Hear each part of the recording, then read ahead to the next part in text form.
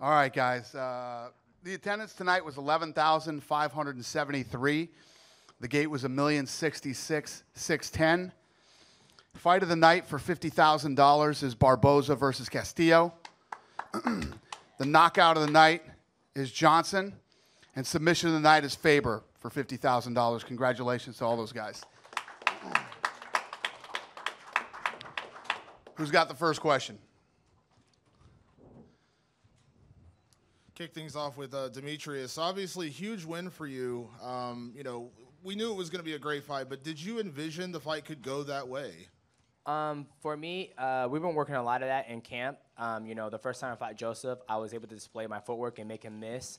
And tonight, when I was in there fighting, I heard my coaches saying, "Okay, you got his timing, you got his range down. Start selling your feet." And I started to do that, and I just let it go. And I was happy to get to finish tonight.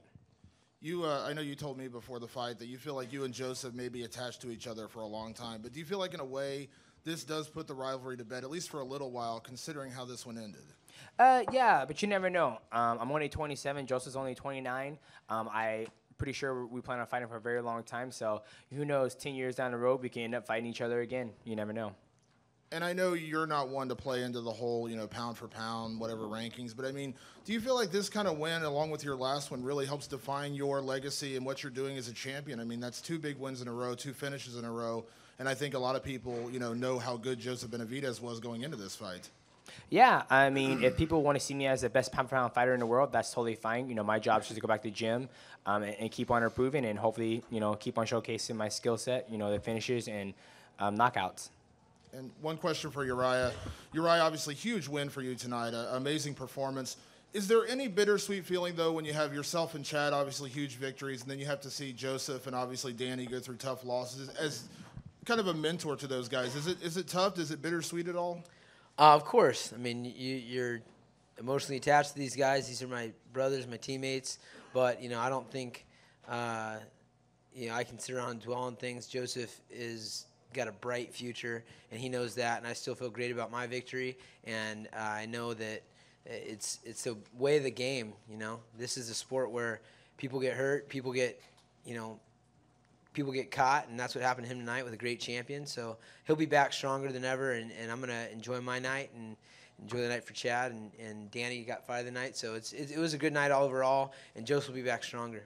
And last question for you, Uriah.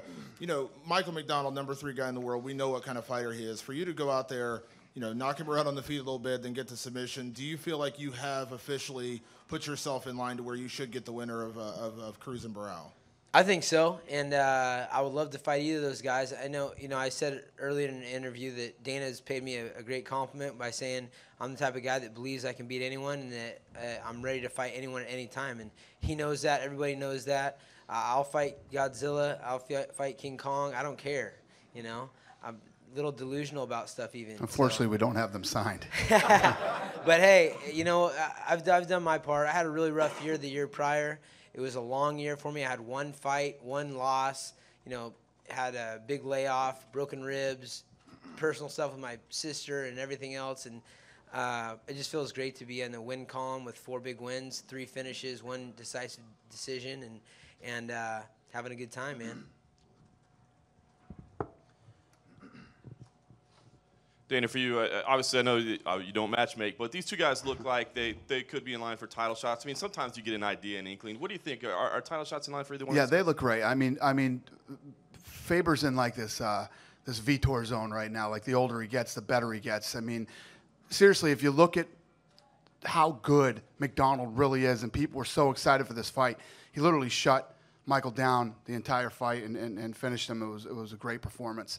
And as far as Mendes goes, the first 2 minutes and 20 seconds is the Chad Mendes that we know. He went in there and fought with the flu, cold, and every time you fight, especially when you face that type of adversity, imagine going in and fighting with flu-type symptoms or even a cold. It's something you can't even imagine. I have a lot of respect for both of them, and yeah, they're definitely right there. Chad, can you talk about your performance tonight? Obviously, a convincing win, but you said the illness was kind of a factor. Yeah, I mean, I had like a bad sinus infection a few weeks ago and just didn't want to take the antibiotics. I mean, we all saw what happened with Aldo when he started taking those for his fight. You know, it definitely messes with your performance. And I was just hoping and praying that that would clear up before. And it started to get better, and then, you know, probably about a week ago, just started getting bad again and actually started moving down into my lungs. So, I mean, after that first round, I could just feel it just felt heavy on my chest. But, I mean, not making any excuses, Nick Lentz is a tough dude, you know. He's definitely a top 10 fighter in the UFC, and you're not always going to go out there and get the finish. But, you know, I did feel great in the beginning, and I think if I would have been able to feel that way just like I did with the Guida fight, I probably could have got the finish. But you never know. So, yeah, I mean, I just found a way to win. You know, I think it's just that champion mentality. And, you know, I've been an athlete my entire life. So I've been through a lot of adversity and just kind of fought through tonight and got the W. So I got to be proud with myself, even though I wasn't 100% happy with my performance. So.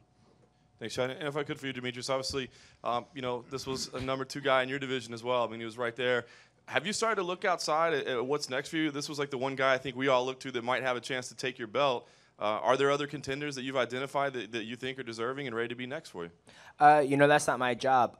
My job is to go back home and get ready for the next fight. You know, Sean Shelby and Joe Silva, they do a great job assigning great talent. There's a lot of new guys in the flyweight division. So, you know, I'm focused on just keep on continuing. So the next time, you know, I get the call when we're be fighting, hopefully I can put on another great performance like that.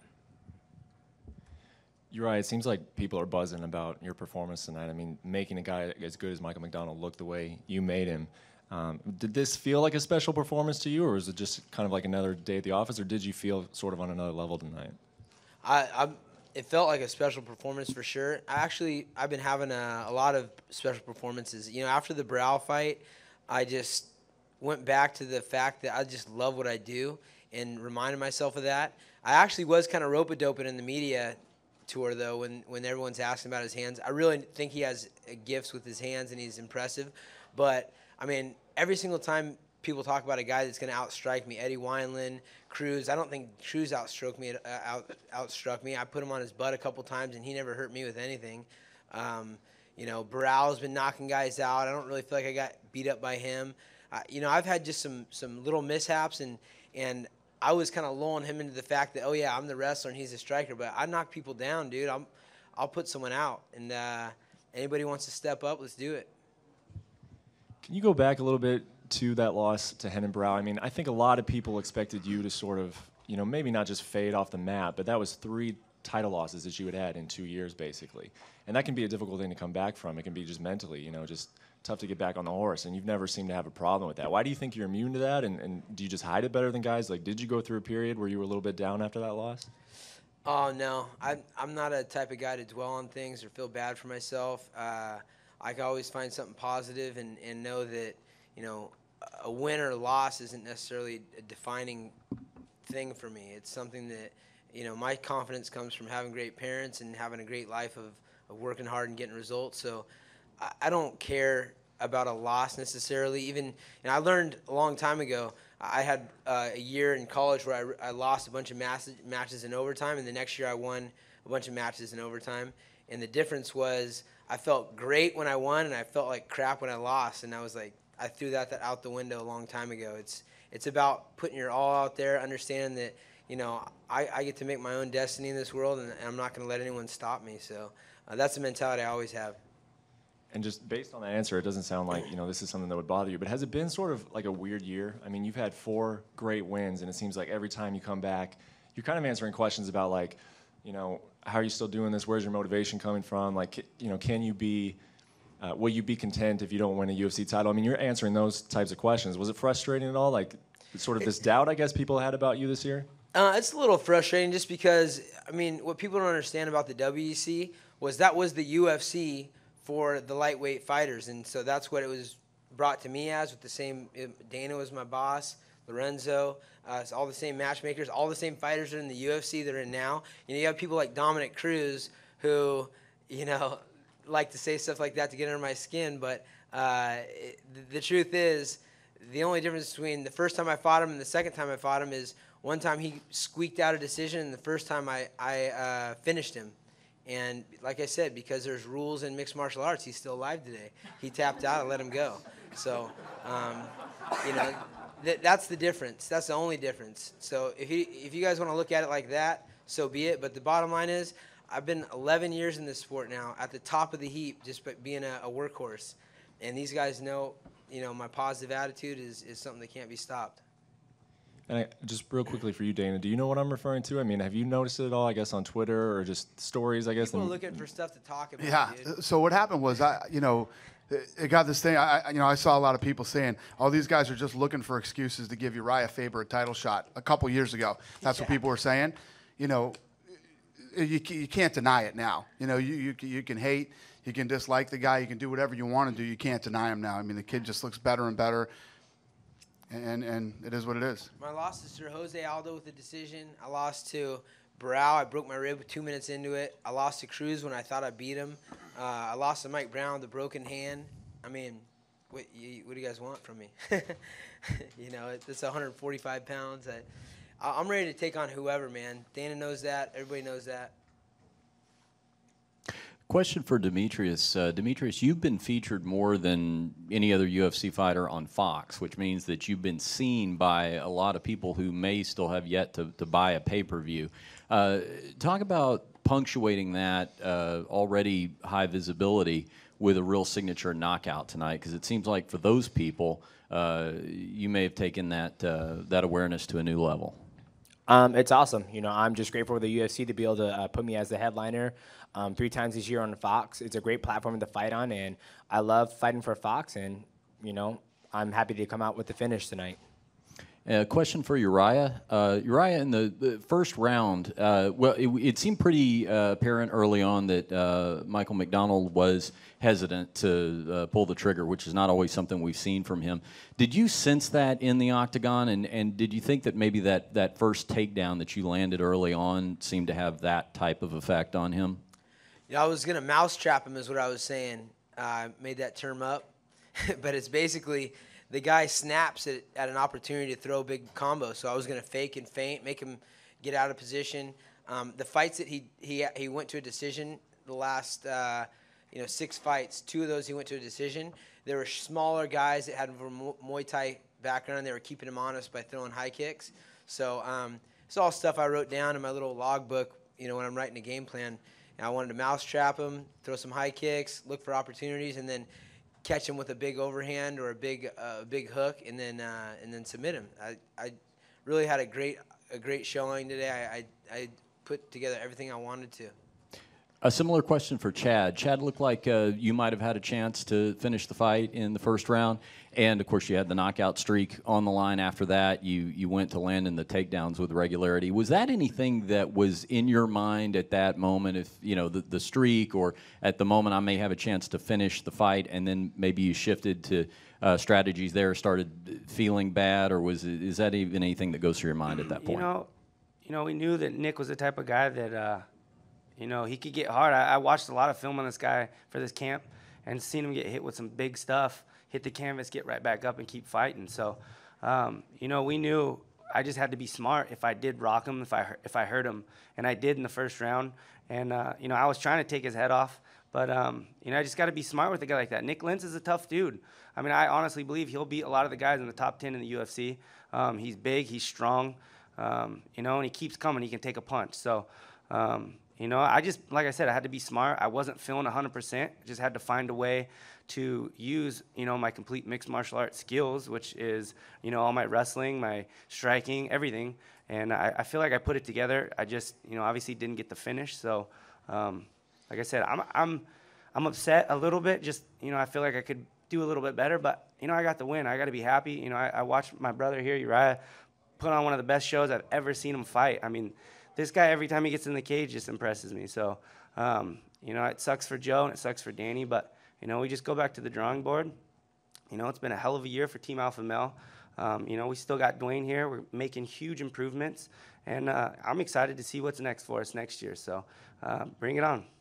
And one more question for Joe Lozon. Joe, you talked this week about how you wanted a victory over Max specifically to make him pay for mistakes in the last fight. Obviously, it was a very dominating performance. Was it everything you wanted it to be in terms of that statement? Do you feel like there was anything from your perspective that was left on the table in terms of getting back in the win column? I think I fought a great fight. I think that there's a lot of things that we worked on in camp that I executed perfectly. It's a little bit bittersweet because I had a 100% finish rate before this, and now it's the first one that I won by decision. So that's, I guess, good and bad. So I mean, I would have loved to, finish that first arm lock. He just toughed it out. Like I completely popped his arm. I'm sure he'll be in a sling. I popped a few times. He just, refused to tap. So that would have been nice. But I'm super happy about how tonight went.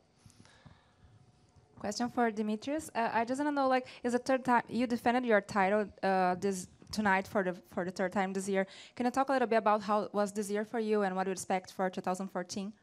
It was a great year for me. Had a couple great fights, and I'm happy to come away with a knockout. I got a submission this year and a knockout, and I had a great war. So for 2014, my forecast, hopefully another successful year. I got to go back to the gym. There's still a lot more work I need to prove on, and hopefully we have another great year in 2014. A question for Ryan. What were you doing when you got the call to step in to take this fight? And what was the experience like fighting a court on short notice? I was laying on my couch. I got home on Monday from Brazil, and then on Tuesday they gave me the call.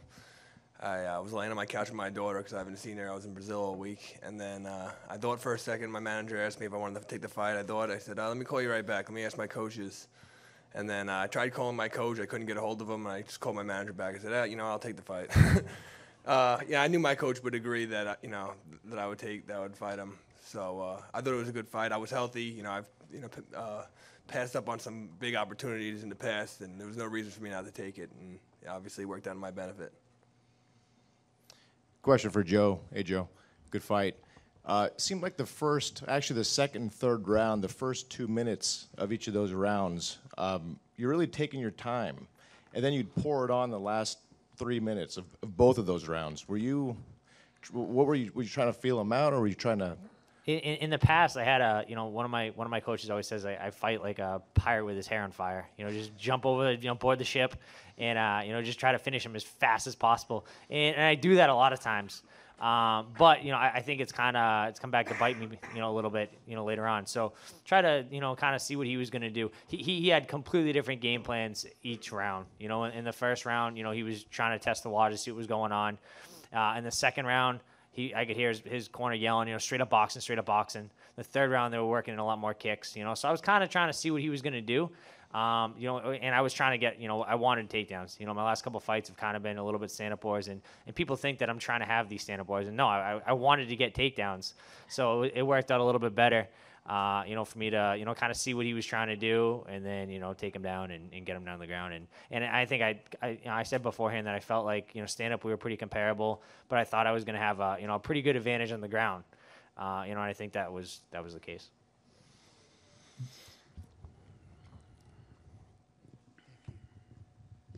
TJ, do you think, would it mean a lot to you if you were the fighter of the year for 2013? You're 3-0 in title fights with 2 finishes, and there's a lot of good candidates and still, fight next week. But would that mean a lot to you if you were to win that?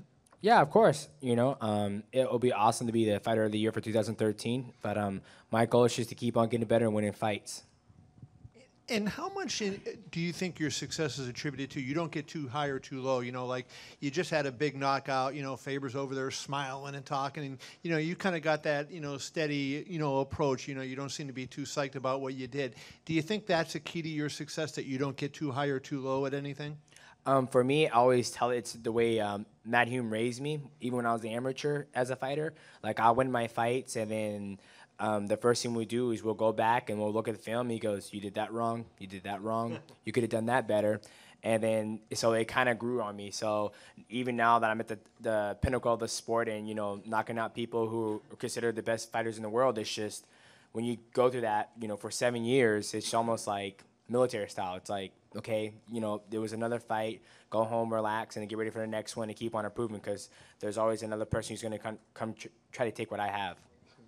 Thank you. And Dana, more high-profile candidates maybe than Demetrious, but would you say when you look at that 3-0 in title fights with 2 of them finishes and 2 pretty spectacular finishes, especially tonight, do you think he has any argument for that kind of award, even given the Vitor Belforts and the other people, Chris Weidman if he beats Anderson again, that kind of thing? Yeah, there's no doubt he should be in the running for that. Again, tonight going in there fighting a guy like Benavidez. Benavidez is nasty, and he's the one that usually knocks people out. And in this fight, Benavidez was doing great right up until he got knocked out. He was very aggressive. I thought the first time he was trying to load up too much and looking for that knockout punch instead of putting punches together. And today he looked good, which how bad he wanted it, and he knew he was getting the second opportunity. So it just makes Mighty Mouse's win that much bigger.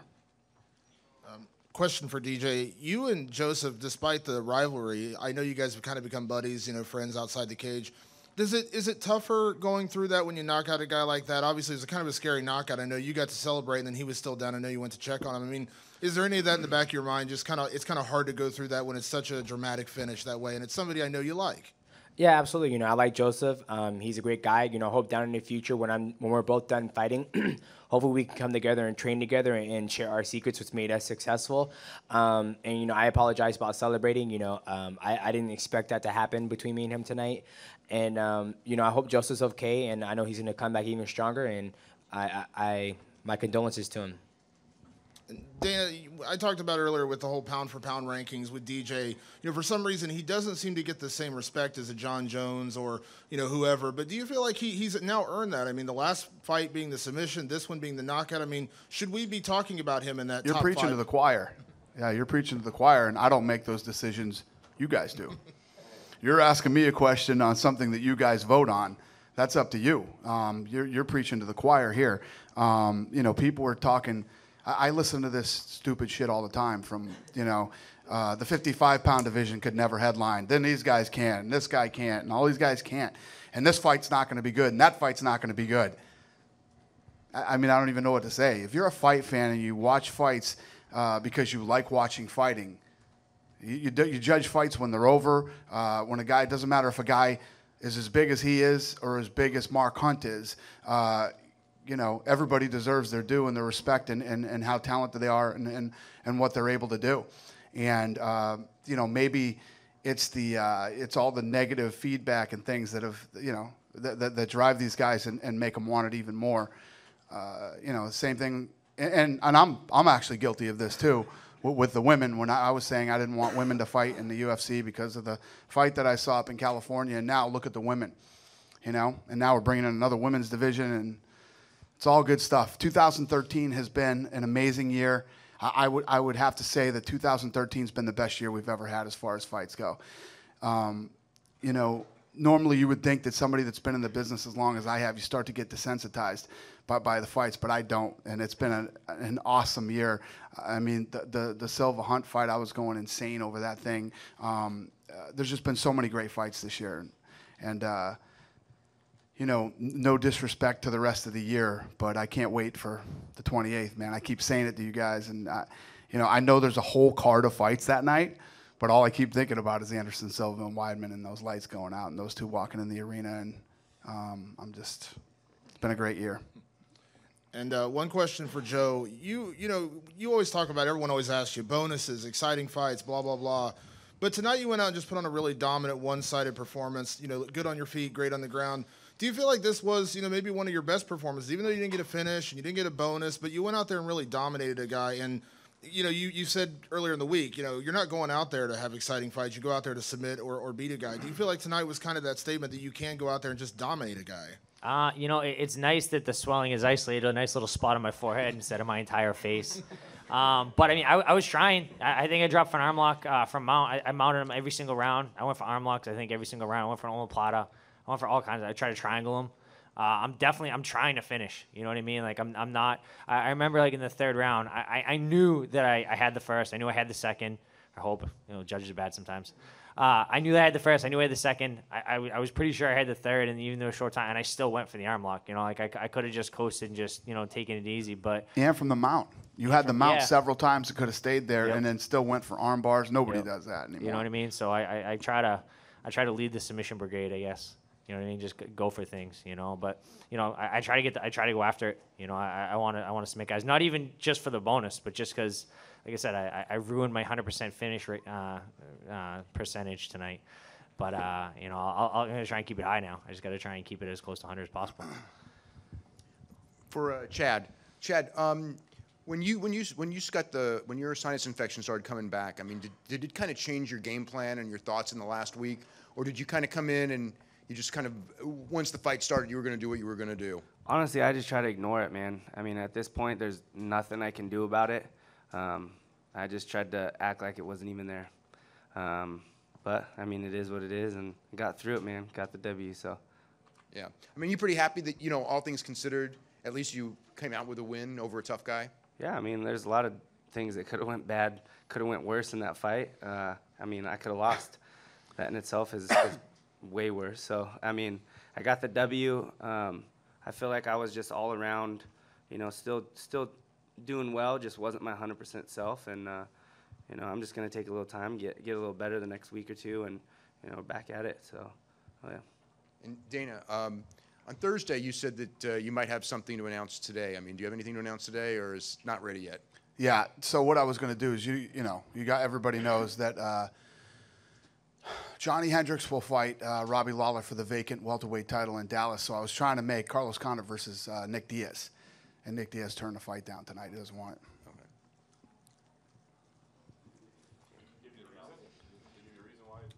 Because I don't want it. You know Nick. He didn't want the fight. You know, I thought that that he wanted the rematch, and you know, number 10 versus number 1. If he won that fight, he'd be in a position to. He said, "No, I'm not interested." So is he still retired, or do you think he'll keep coming to offers? He said maybe he's thinking about coming back in May. Dana, just to follow up to that, what was that conversation like? Was that literally today, this afternoon, or it was? It was right. It was when Demetrious Johnson and Benavidez were walking in. Text, or was that actual conversation? No, face to face. Yeah. Oh, so he was here. Yeah. And what is that dealing with a fighter, you know, like Diaz? Is that something where you kind of try to, you know, negotiate on the fly, look him in the eye, try to talk? No, it's not even about negotiating. I mean, he's under contract. It's about, do you want to fight or do you not want to fight? You know, obviously the Diaz brothers are very unique individuals to deal with, but you either want to fight or you don't want to fight. You know what you don't do is you don't pressure a guy to fight that says he's just not interested in fighting, because in this business, you better be interested in fighting or you don't belong here. You know, you should be taking time off until you get that fire back. You got to have it, or you shouldn't do it.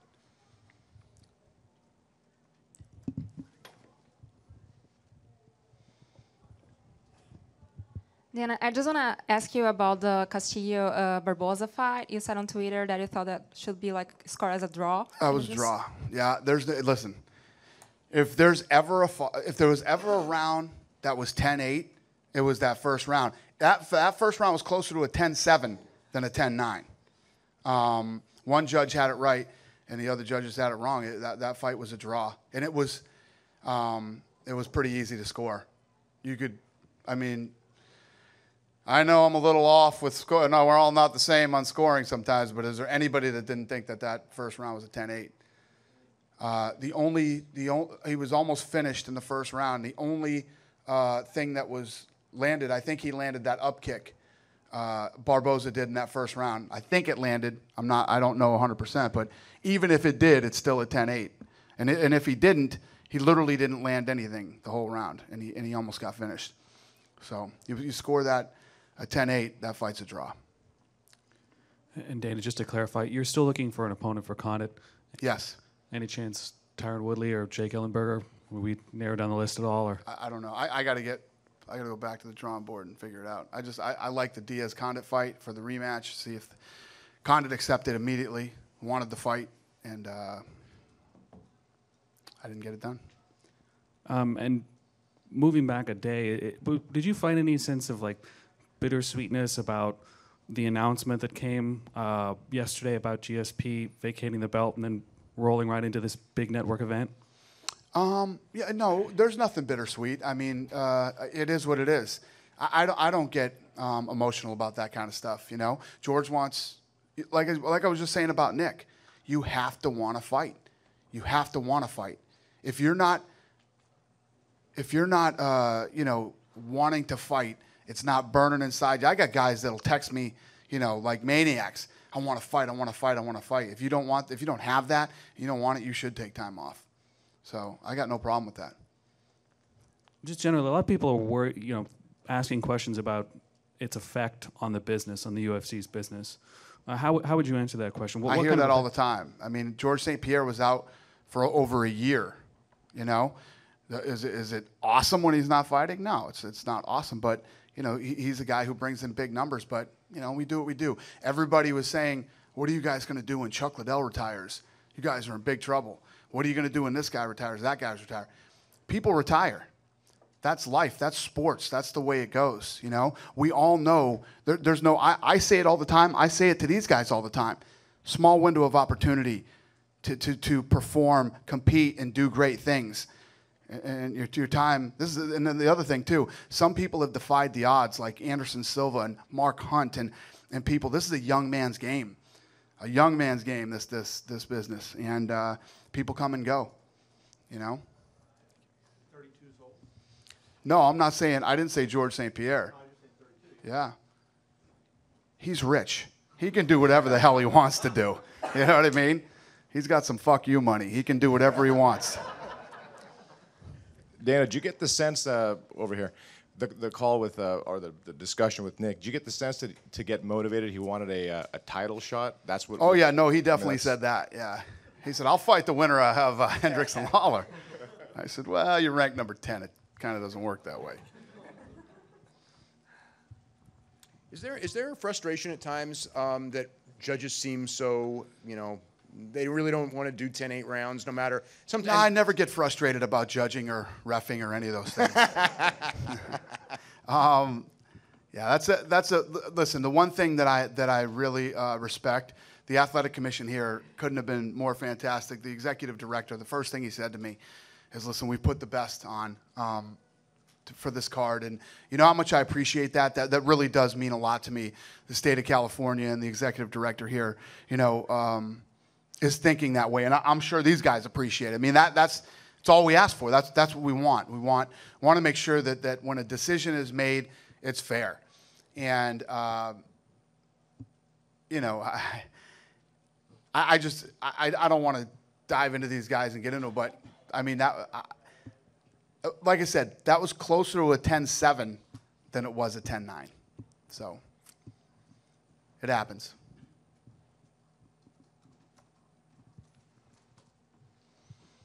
I just wanted to ask you, what was going on with the guy wearing a price tag? Yeah, how'd you like that one? That was fantastic, right? What the hell was that? What that was UFC Amateur Hour.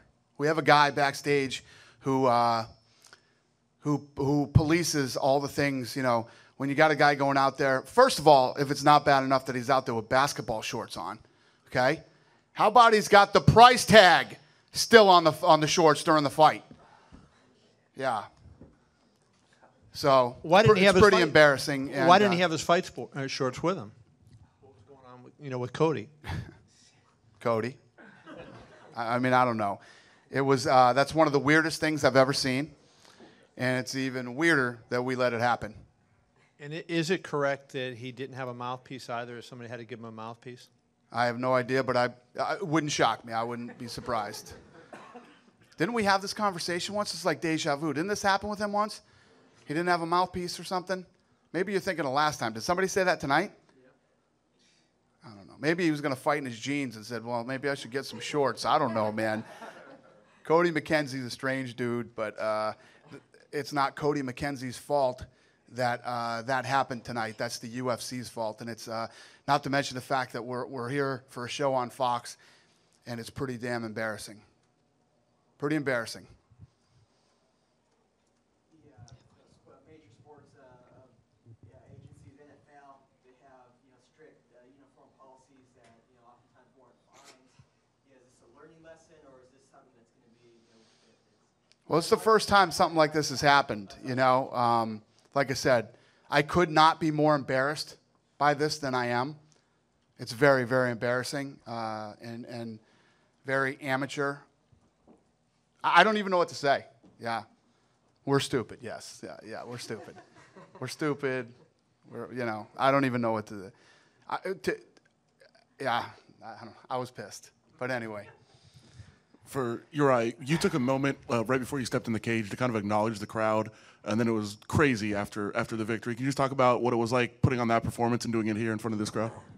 Man, it means a lot. This is a community that's really had to come together as of late to get behind the Kings. You know, we're going to get a new arena in this place. Hopefully, you know, I'll get the chance to fight in the new arena. But Sacramento as a community has really come together to see the greater good. So to have all of us fighting here and to have such a great response and to put on a great show was awesome, man. I'm pretty pumped about it.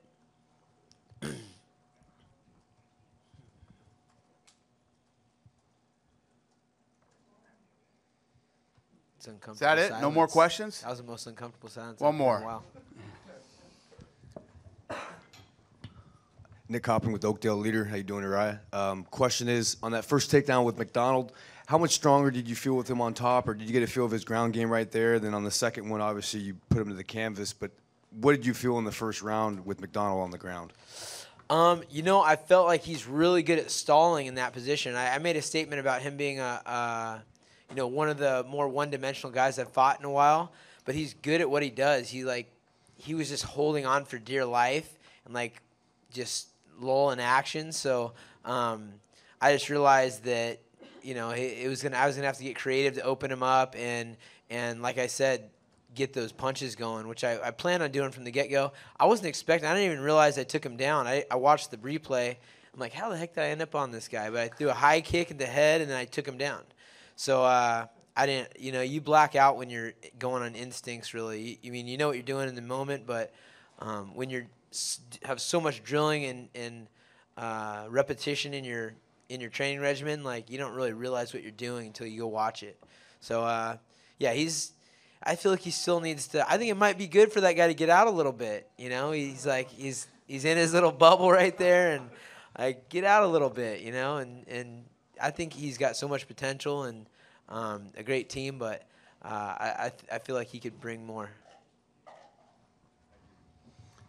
Before I wrap this up, I wanted to clear something up that came out today. You know, when George St. Pierre did his press conference, he talked about how they were telling him he couldn't come to the press conference. So I don't know, for those of you that were there that night, I came out and said George St. Pierre left to the hospital. My PR people told me that he had gone to the hospital in an ambulance, and then when he was trying to go to the press conference, the doctors were telling him no, that he had to go to the hospital, and he was saying no, I want to go to the press conference. You know, we don't tell guys you can't go to the press conference. Never told guys you can't go, especially George St. Pierre. Nobody's going to tell George St. Pierre after a title fight that he can't go to the press conference. So I just wanted to clear that stupidity up. There's always some conspiracy theory like, you know, I was mad so he wasn't allowed to come to the press conference, and, you know, a little bit was lost in translation there when George was telling that story. Do you guys have any more questions? Is that it? We done? Happy holidays, everybody, and be safe. We'll see you on the 28th. Thank you very much.